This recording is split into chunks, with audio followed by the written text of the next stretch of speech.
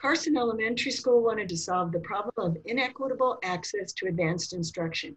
They started with the first grade to make progress toward their aim by ensuring 80% of their first graders would meet grade level benchmarks in iReady and mathematics. iReady results in February showed that they had nearly met their aim already. They approached this problem by facilitating data cycle meetings and providing a full day of standards-based planning using above grade level and grade level standards.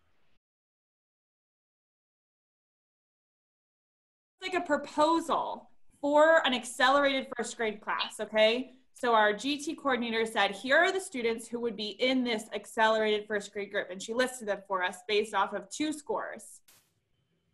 The like end of year kindergarten bridges assessment, and then their iReady. So she gave us, here's your list of students. We obviously didn't do that.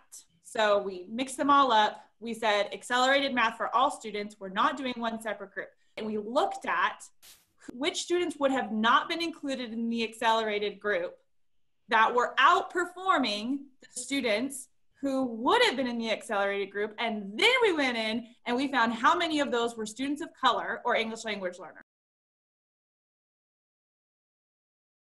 1 or 2 or maybe 3 of the students on that list of the low students, when we gave them access to accelerated math, they're outperforming the kids that were supposed to be in the original math class. Or their score that they took on iReady after stopping the pullout model were their highest scores yet.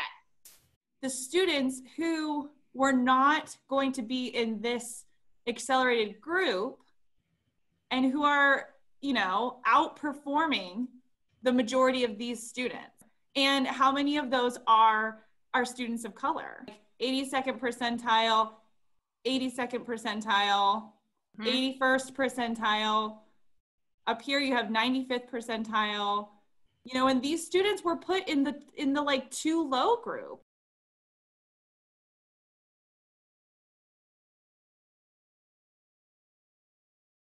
We have these different moving parts. So we have like a data, almost like task and then work analysis process. And then we have a student-centered coaching process. And then we have a backwards planning process.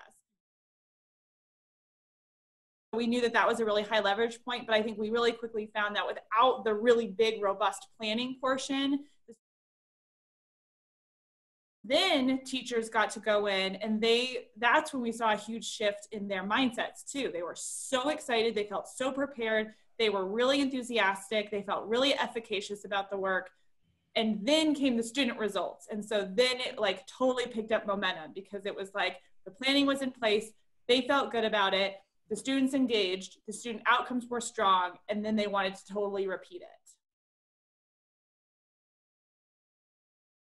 For the last 2 years, this little cohort for math class, they switch. And so one would go with the HGT teacher for accelerated and compacted. But then as we unpacked through this process and finding out that the kids that were getting into that were kids that were identified before their first day of kindergarten and then were taught what was on the acceleration test, we're like, this is not best for anybody. So thankful too of this DI process is that we had this formalized process to look into all of these things, and it's kind of blindly trusting the GT expert, you know, for GT programming, and then kind of backstepping and going through this process and finding out just how unethical and inequitable the whole process and system was.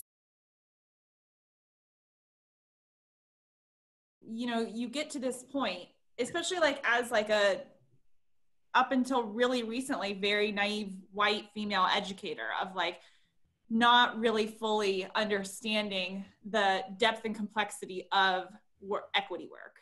And so going through that process and going through these big, like great, amazing ahas, nothing could have prepared us for what it actually felt like to be in a room of power and privilege when we're telling them enough, you're done. Nothing could have prepared us for that, but also what great learning.